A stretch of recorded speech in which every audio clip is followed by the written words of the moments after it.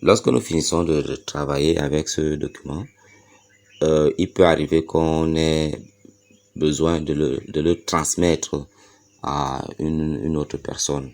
Et très souvent, il peut y avoir des éléments dans ce document qu'on ne souhaite pas partager avec la personne qui reçoit notre document. Par exemple, les différentes propriétés qu'on vient de faire apparaître là, il y a certainement peut-être certaines que vous ne voulez pas partager, peut-être le nom de l'auteur et autres. Il y a certaines informations personnelles aussi.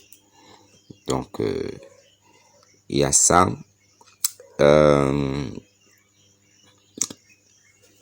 Il peut également avoir ce qu'on appelle des problèmes d'accessibilité. Certaines personnes menues de certains handicaps peuvent ne pas avoir la capacité de comprendre votre texte, votre document.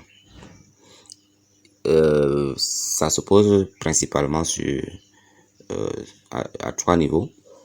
Le premier, c'est ce qu'on appelle le texte alternatif. Des graphiques, par exemple comme ceci, doivent avoir ce qu'on appelle un texte alternatif, un texte qui doit décrire le contenu du graphique, pour que celui qui n'arrive pas à le comprendre ici puisse quand même avoir un texte qui lui explique de quoi il s'agit. Nous avons des tableaux qui doivent, je ne sais pas s'il y en a ici, mais je pense que si on crée par exemple un tableau, je vais peut-être en créer un ici.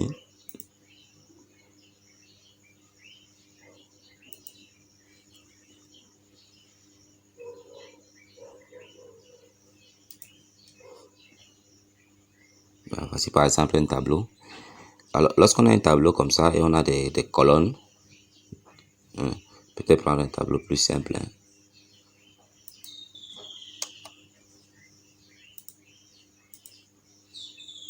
Voilà, et que ici il y a plein de données.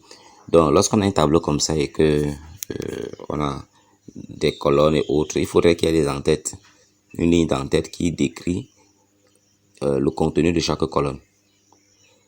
Donc, lorsqu'on fait un tableau sans ligne d'en-tête, ce tableau risque de ne pas être compris par d'autres utilisateurs. Donc, c'est important. Et enfin, il y a l'utilisation des styles. Les styles, on les verra plus loin. À partir d'une certaine longueur de texte, peut-être 1000-2000 mots, l'utilisation des styles permet de mieux comprendre le texte. Là, par exemple, il est assez bien structuré. Mais si je le sélectionne entièrement, donc CTRL A, et que je fasse toutes les mises en forme, on aura un texte qui est comme ça, qui sera vraiment difficile à comprendre, puisqu'il n'est pas très bien structuré. Alors, tous ces éléments doivent être vérifiés avant de transmettre le document à une tierce personne. Et pour le faire, nous utilisons les vérificateurs que Word a mis à notre disposition.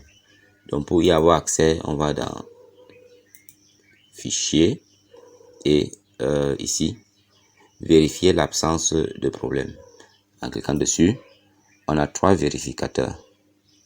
Le premier, il inspecte le document pour vérifier la présence d'informations privées ou de quelques problèmes, peut-être des contenus masqués dans notre document. Le deuxième vérificateur, c'est le vérificateur d'accessibilité. Il permet de rechercher les informations qui risquent d'être difficiles à lire pour les personnes qui présentent un handicap. On a parlé par exemple des textes alternatifs pour certaines images, des en-têtes de tableaux, l'utilisation des styles. Donc s'il y a des problèmes à ce niveau, il va inspecter. Et enfin, le troisième, c'est le vérificateur de compatibilité. Il s'agit de vérifier si notre texte est compatible avec les autres versions de Word. Si par exemple, d'autres personnes utilisent des versions différentes de celles que nous utilisons, il faut bien qu'on vérifie si le document qu'on envoie est compatible avec leur version du logiciel. Bien, nous allons commencer par expérimenter celui-ci, inspecter le document. En cliquant dessus, il y a cette voie de dialogue qui apparaît pour nous avertir sur les conséquences probables de ce que nous voulons faire. On va valider oui. Alors, l'inspecteur de documents présente plusieurs catégories d'éléments qu'il va vérifier. Par exemple, il va vérifier ici les commentaires, révisions et les versions des annotations. Ici, les propriétés du contenu et informations personnelles. Ici, les compléments du volet Office et ainsi de suite. Donc, tout ce que nous voulons voir vérifier doit être coché. Mais s'il y a des éléments qu'on ne veut pas vérifier, on peut les supprimer, les désélectionner là. Ou bien les supprimer, en fait, on enlève la validation. Là, moi, je vais demander qu'il contrôle tous les éléments qu'il propose et je lance l'inspecteur. Il inspecte tout mon document et voilà le résultat qui apparaît. Au niveau des commentaires, des révisions, oui, il a trouvé. Il dit les éléments suivants sont trouvés. Donc, il a trouvé des commentaires. On peut supprimer tous les commentaires si on veut. Si on ne veut pas les transmettre avec le document. Mais sachez que lorsque vous supprimez, ça peut être difficile de les retrouver, voire même impossible. Donc, c'est toujours bien de garder une copie de votre document et de travailler avec une autre. Au niveau des propriétés du document, bien, il a trouvé les propriétés, l'auteur et autres. C'est normal puisqu'on vient juste de définir les propriétés de notre document. Les compléments du volet Office, il n'a rien trouvé. Les documents incorporés, pas du tout, et ainsi de suite. Donc, on peut donc parcourir ceci et supprimer les éléments que nous ne voulons pas transmettre avec notre document. Donc, je peux fermer ceci. Allons voir le second inspecteur. Bien, c'est vérifier l'accessibilité. On dit permet de rechercher les informations qui risquent d'être difficiles à lire pour les personnes présentant un handicap. Bien, on va vérifier l'accessibilité.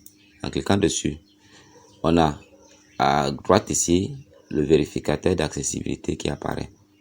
Les problèmes d'accessibilité sont regroupés en 3 grands groupes. Le premier groupe s'intitule Erreur. Et si on laisse traîner la souris dessus, on peut voir à quoi ça renvoie.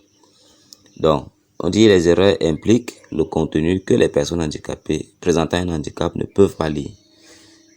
Donc, ils ne peuvent pas lire. Ici, on a le texte de remplacement qui est manquant à l'image 2, en cliquant dessus.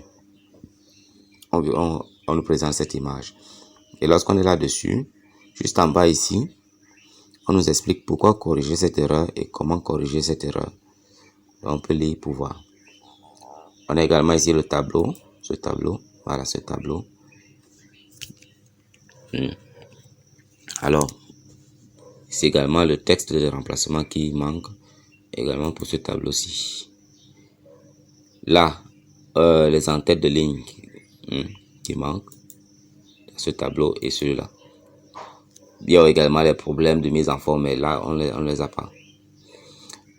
Bien, donc voilà le premier groupe de problèmes d'accessibilité sont les erreurs, c'est-à-dire de contenu qui ne peut pas être lu. Le deuxième groupe, c'est avertissement.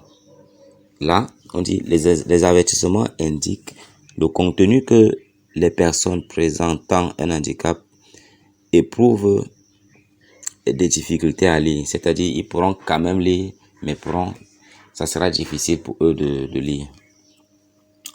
Là, on a des lignes ou des colonnes de tableaux vides, là par exemple, ou encore ici. Non, nous sommes là dans erreur, ici,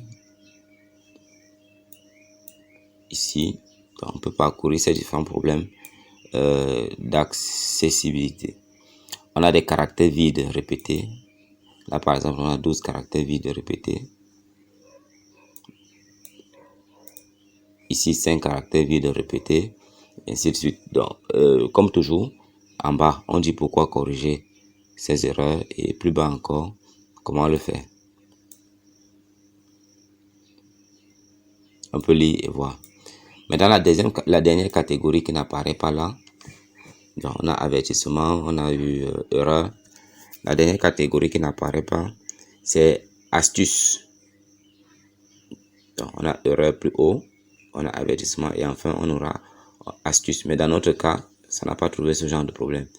Et astuce en fait, c'est le contenu qui est capable d'être lu sans difficulté par les personnes présentant un handicap, mais qui peut être présenté d'une façon un peu meilleure, qui peut être mieux présenté.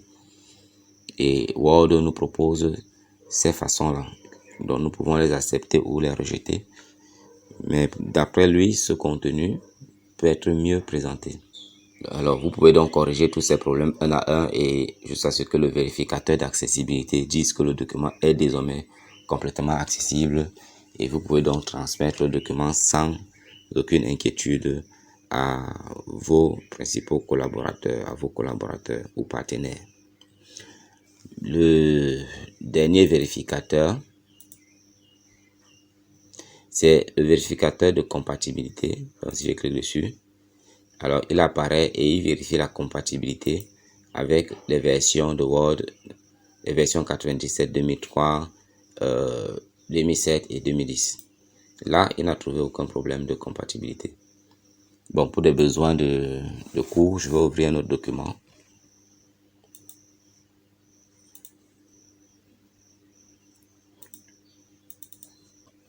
On va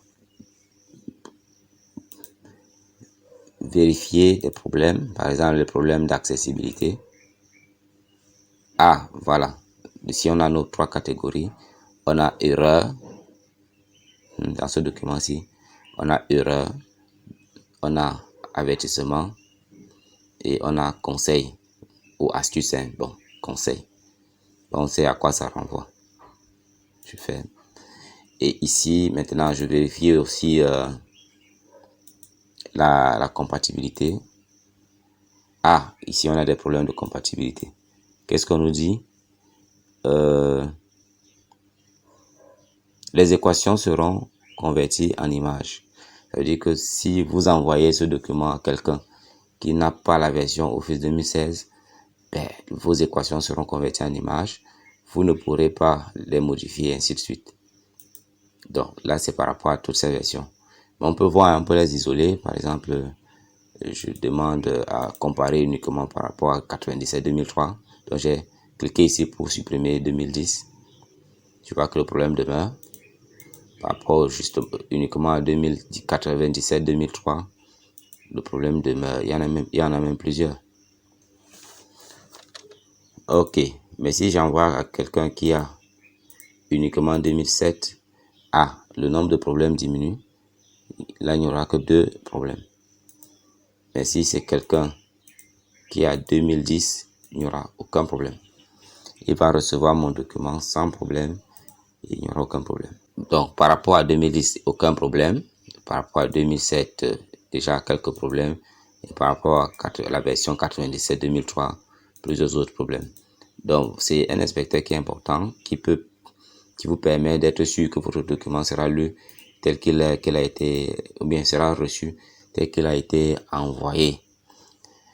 Bien, pour résoudre ces problèmes de compatibilité, c'est simple, vous pouvez convertir ce document à la version Office 2016 et on sait comment ça se passe. Ça a été vu dans des versions, en fait, il faut convertir ça en une version antérieure.